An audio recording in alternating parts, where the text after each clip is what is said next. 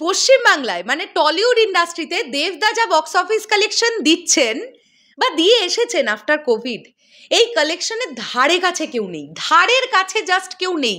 আচ্ছা, আমরা after Covid বলার থেকেও এরকম বলি যে এই মানুষটার কেরিয়ারে এত টাকার বক্স অফিস কালেকশন আছে যে সত্যি আমরা বলতে পারি যে দেবদা ইটসেলফ, দেব এই নামটা শুধু একটা নাম না, ডেফিনেটলি একটা ব্র্যান্ড, যে নামটা এবং যে ব্র্যান্ডটা দেখে বা বিশ্বাস করে বাঙালি দর্শক সিনেমা হলে সিনেমা দেখতে যান। হ্যালো এভরিওয়ান, আমি পৌশালী চলে এলাম আরও একটা নতুন ভিডিও নিয়ে। আশা করছি তোমরা সবাই খুব ভালো আছো। এখন আমরা দেবদার সাকসেস নিয়ে একটুখানি আলোচনা করব, কিন্তু আমার যেটা খুব ভালো লাগলো সেটা বলি।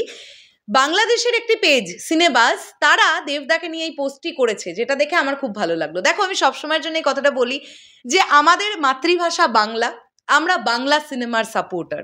সো একটা বাংলা সিনেমা যখন ভালো পারফর্ম করে সেটা নিয়ে আমাদের প্রত্যেকের কথা বলা উচিত। তো এই যে সিনেবাজ দেবদাকে নিয়ে কথাটা বলছে এবং খাদানের সাকসেস নিয়ে প্রচুর আলোচনা হচ্ছে, আমি দেখলাম সিনেবাজ এবং সিনেবাজের মতন আরও বেশ কিছু পেজ, তারাও সবাই কম বেশি আলোচনা করছেন, যেটা খুব ভালো লাগছে। তো এখানে সিনেবাজ লিখছে, পশ্চিমবাংলা ইন্ডাস্ট্রিতে এই মুহূর্তে দেবের ধারে কাছেও কেউ নেই।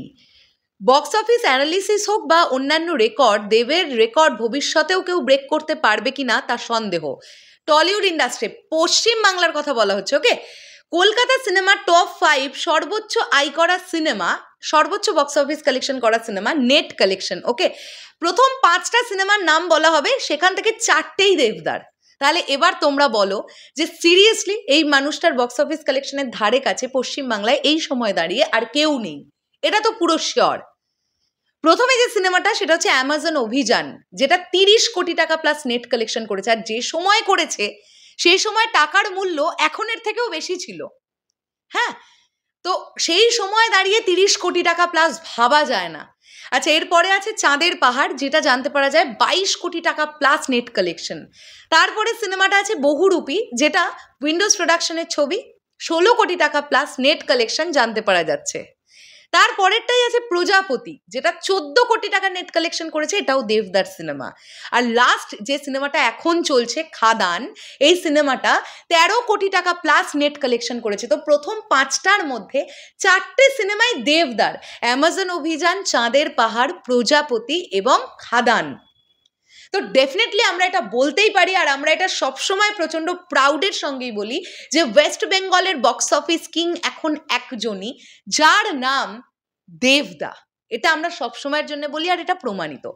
আমি আশা রাখবো দেবদা যেভাবে তার ফিল্মোগ্রাফিটাকে সাজাবেন এর পরবর্তীতে রঘু ডাকাত থেকে, রঘু ডাকাত, প্রজাপতি 2, আরও যে যে সিনেমাগুলো দেবদা নিয়ে ভাবছেন। অলরেডি অরুণ রায়ের একটি প্রজেক্ট, অরুণ রায় চলে গেছেন কিছুদিন আগে আমাদের ছেড়ে, তো তার সাথে ডিসকাস করা একটি প্রজেক্ট, দেবদা বলছেন যে আমি যদি সব কিছু ঠিকঠাক থাকে দেখি সেই প্রজেক্টটা দিয়ে আমার পরিচালনাটা আমি শুরু করতে পারি কিনা।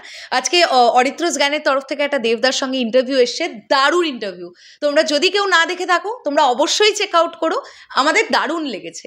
সো সেখানে দেবদা এই কথাটা বলেছেন। তো দেবদা যেভাবে তার ফিল্মোগ্রাফিটাকে সাজাবেন এরপর থেকে আফটার খাদান, আমি আশা রাখবো সেই সাকসেসটা না খাদানের থেকেও বড় হবে।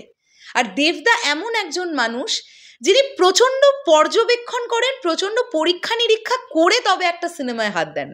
মানে আলটপকা একটা সিনেমা বানিয়ে ফেলেন না যে আমার মনে হচ্ছে আমি বানিয়ে ফেলি, না, সার্ভে করতে হবে দর্শক কি চাইছে। বক্স অফিসটা তো এমনি এমনি হবে না, আর প্রযোজকেরা হঠাৎ টাকা বিনিয়োগ করবেন কেন যদি তারা লাভ না দেখেন? পাতি কথা, এটা তো একটা বিজনেস। সো আমরা আশা রাখবো যে এরকম 14 কোটি, 22 কোটি, 30 কোটির কালেকশন দেবদার ক্যারিয়ারে আরও অনেক হবে এবং হতে থাকুক, এটাই আমরা চাইবো। শেষ করলাম ভিডিওটা, তোমাদের কি বক্তব্য ডেফিনেটলি কমেন্ট করে জানিও।